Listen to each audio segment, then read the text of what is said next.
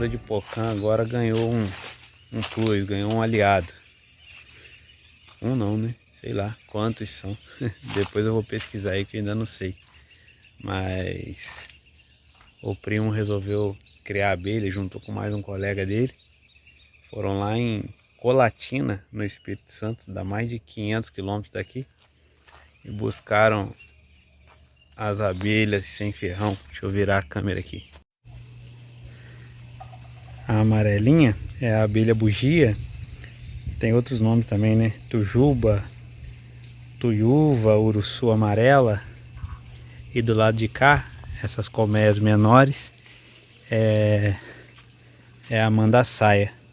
A mandaçaia, segundo o Marci estava falando, elas têm cerca de 600 indivíduos cada colmeia. Na outra tem 3.000. Aí acontece isso aqui, ó.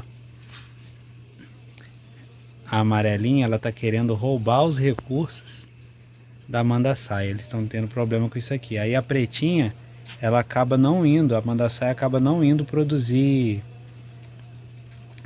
o mel, não indo trabalhar, porque ela tem que ficar tomando conta para a amarela não invadir, para uma abelha bugia não invadir a outra. E elas brigam até caso de uma matar a outra.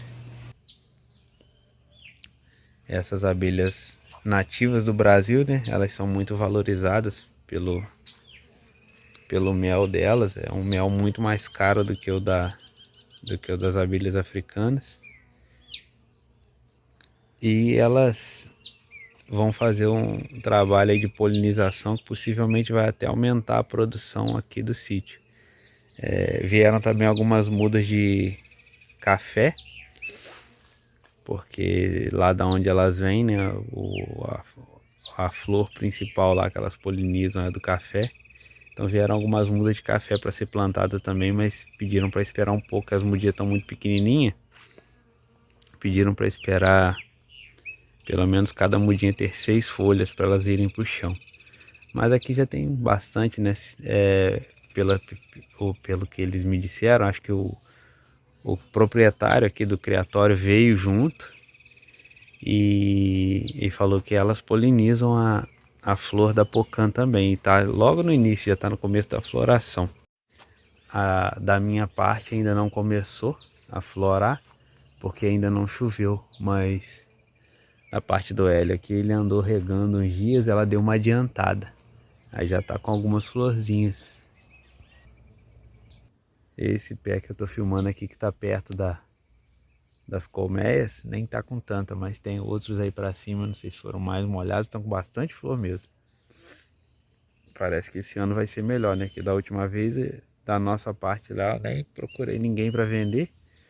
Porque se eu fosse pagar alguém para colher, porque eu não tô aqui todo dia, acho que não dava conta nem de pagar o rapaz, porque os pés cresceram, né? Então você tem que pegar às vezes escada para subir, para colher, então aí só atrasa a colheita e é pouco, um pingadinho, uma aqui, outra ali, até encher uma caixa, já foi quase que a conta de pagar o serviço do rapaz.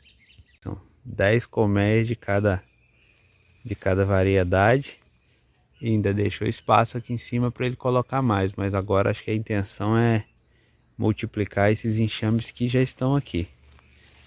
Acho que você consegue ir colocando mais camadas nas caixas, depois divide elas. O rapaz que fez essa venda para eles também tem uma outra técnica, onde ele conecta uma caixa a outra através de um tubo, elas passam por dentro desse tubo, depois ele tira o tubo, separa as colmeias e elas se dividem, porque esses enxames costumam não ter só a rainha, ele tem a rainha, tem as princesas, então, porque se você tirar a rainha, elas ficam perdidas, vão embora, né? Mas aqui no caso não, se você separa as caixas, já tem uma outra na outra caixinha que possivelmente vai começar a dominar o bando e dar as ordens.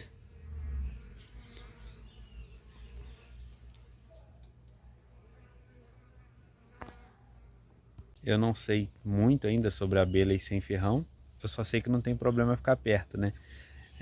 Eu cheguei aqui ontem à noite, ontem foi eleição, ontem à tarde, né? A gente votou e veio depois do almoço. mas eu deixei a Rafaela lidar com as rosas do deserto, fiquei por conta das crianças. Aí eu ia até vir aqui, mas falei, não vou lá com a Maria no colo não, porque eu não sei que é isso, que abelha é essa. Deixei para vir hoje de manhã, mas eu já tinha visto, né, lido e ouvido falar que as abelhas nativas do Brasil, elas são inofensivas, elas não têm o ferrão que as abelhas europeias e africanizadas que vieram para cá, né, trazem esse risco. Mas também não são grandes produtoras de mel, né, ao contrário das abelhas africanas, que você tira litros de mel da colmeia. Aqui não, aqui a questão é mais a qualidade do que a quantidade, e por isso é tão valorizado. A banqueta segue desse jeito aí, ó. Agora, na época da seca, não tem jeito. Durante o dia, muita gente usando ela aí para cima. Quando ela chega na gente aqui, não tem mais nada. Eu tenho muita vontade de investir numa criaçãozinha, num criatóriozinho de peixe aqui, fazer uns tanquezinhos, não caixa d'água não, vamos fazer uns tanquezinhos de lona pequenininho aqui para consumo da gente. Mas esse é um problema que eu vou enfrentar, é a falta de água. Às vezes nunca fica mais de um dia não, a não ser quando há algum problema de entupimento lá na entrada, ou às vezes cai barreira, né, porque aqui é muito montanhoso, então tem lugar que tem a banqueta corre no meio do morro, e qualquer desbarrancadinha que der, ela escorre toda pro lado e não vem. Às vezes o pessoal que tem a disponibilidade de ir arrumar não está disponível, né? Ou não pode ir, ela fica às vezes vários dias sem chegar água.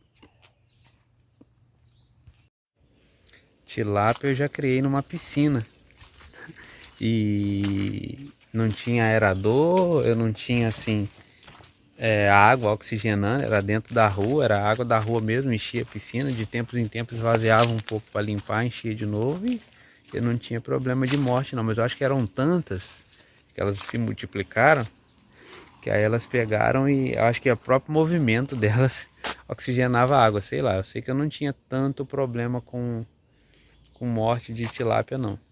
E se for o caso também, a gente pode colocar um aerador, né? Bota um aerador, porque aí a hora que a água não estiver caindo constante aqui, que a gente vai botar uma torneirinha da banqueta no poço, uma mangueirinha, né? A hora que essa água não estiver caindo, pode botar para funcionar o aerador. Mas é aquele desafio também, vai botar esse aerador para funcionar sábado e domingo, e de segunda a sexta, o que vai acontecer com esses peixes? Então é muito desafio. A gente quer fazer muita coisa, mas não tem nem tempo e nem condição financeira para isso ainda. Mas o local já está aqui abençoado, as oportunidades estão aí, então no momento certo a gente começa a executar. Bom, agora as abelhinhas vão enfeitar aí o sítio. Depois eu vou pegar com o primo da Rafaela mais informações e passo mais detalhes para vocês, porque eu não sei realmente quais são os detalhes técnicos aí da criação dele, né? Não é minha. Tá até, inclusive, esse trilho aqui divide, né? Essa pocã de cá já é do terreno da tia da Rafaela, e de cá já é da minha sogra. Aí a abelha tá na parte deles já, tá lá no cantinho, entendeu? Mas aqui a gente não tem muita separação não, a gente se ajuda, a gente tá sempre em comunhão, em comunidade. As abelhas mandaçaia e bugia, ambas sem ferrão, são importantes para a produção de mel no Brasil, mas possuem algumas diferenças em sua capacidade produtiva. A abelha mandaçaia, em condições ideais, produz cerca de 1 a 2 kg de mel por ano. Já a abelha bugia tem uma produção um pouco maior, chegando a produzir até 3 kg de mel anualmente em boas condições de manejo. No entanto, esses valores podem variar com o clima, as floradas e o cuidado com a colmeia. O mel de abelha sem ferrão é bastante valorizado por suas propriedades terapêuticas e sabor único, podendo custar mais de R$ 300 por litro no mercado de mel medicinal, muito acima do mel comum devido à sua raridade e benefícios à saúde. Ambas as espécies são relativamente fáceis de manejar, especialmente para pequenos apicultores. A mandaçaia é conhecida por ser tranquila e se adaptar bem a colmeias racionais, o que facilita o manejo. Já a bugia exige um pouco mais de atenção devido ao seu habitat natural em áreas de clima seco, como o cerrado. No entanto, ambas podem ser manejadas de forma segura.